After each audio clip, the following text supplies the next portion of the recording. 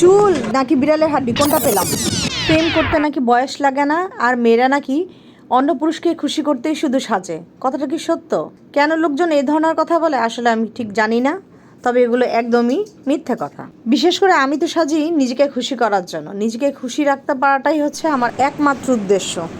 সাধারণত আমরা মেয়েরা ঘরের কাজে এত ব্যস্ত থাকি যে নিজেকে সাজিয়ে পরিপাটি করে রাখার জন্য আলাদা সময় পাই না। সাজুগুজু করার তো একটা বাহানা। আসলে আমি নিজের থেকে নিজেকে পরিপাটি রাখতে পছন্দ করি।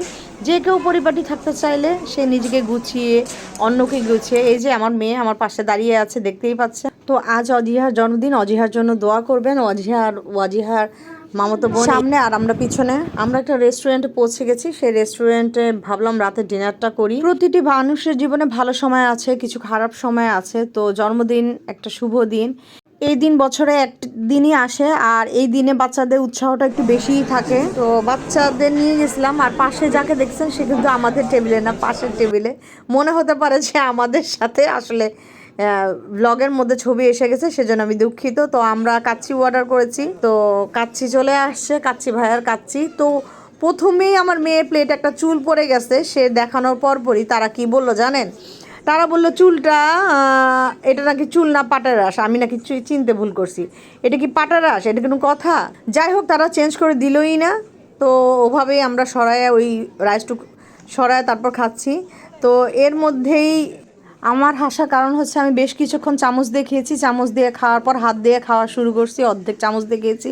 আর হাড্ডিগুলো যেহেতু চাবায় চাবায় খেতে হবে, সেহেতু আমি হাত লাগাই দিছি। আর নাম শুনে কাচ্চি ভাই এত ফেমাস হয়ে গেছে যে এদের সার্ভিসটা আসলে খুব একটা ভালো না। এদেরকে ডাকলে পাওয়া যায় না, তারপরে একটা চাইলে অনেকক্ষণ লেট করে দিয়ে যায়, তারপর টিস্যু দেয় না, সালাদ দেয় না। কি একটা অবস্থা! মনে হচ্ছে যে চেয়ে চেয়ে খাচ্ছি, লজ্জা শরম কিছু নাই, শুধু চেয়ে চেয়ে খেতে হচ্ছে, এরকম একটা ভাব। তারা আসে ঠিকই অ্যাটেন্ডার, কিন্তু কিছু বললে দিতে চায় না। আর এই যে আমরা যে কয়টা আইটেম অর্ডার করেছিলাম চলে আসছে, আর আমাদের অল্প একটু খাবার বেঁচে গেছিলো, সেটা আমরা পার্সেল করে নিলাম। আর ওয়াসিফ দেখেন কি করতেছে। ওয়াসিফের যেটা কাজ সেটা হলো এই যে পান মশলা নিয়ে এসে খাওয়া শুরু করছে। এই যে যাওয়ার সময় একটু একটু ছবি করলাম। এত গরম ছিল বাইরে। আমরা খাওয়া দাওয়া করে একটু হেঁটে আসতেই আমাদের অনেক বেশি ঘেমে গেছি। তারপর এসে এসি ছেড়ে দিলাম, আর ওয়াজিহা দুষ্টামি করতেছে।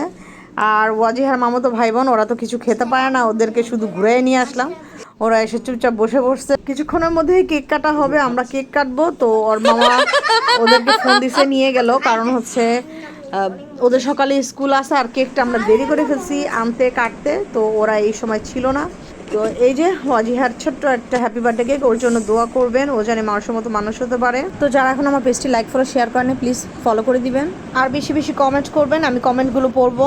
এসিতে ঢুকলেই জেফির কি কাণ্ড দেখেন, একেবারে বিছানাটা টান টান, সেই জায়গায় যে সে সুন্দর করে পা গুটিয়ে বসে থাকে। আর এই যে হঠাৎ করে একটা মাছি না মশা তাকে দেখে লাফ দিয়ে উঠলো। আর এই যে আর একটু ঠান্ডা হতেই চিল্লাচিল্লি করে বাসা গরম করে নিয়েছে, ক্রাম্বো খেলতেছে। দেখেন কি করে তারা। পড়ছে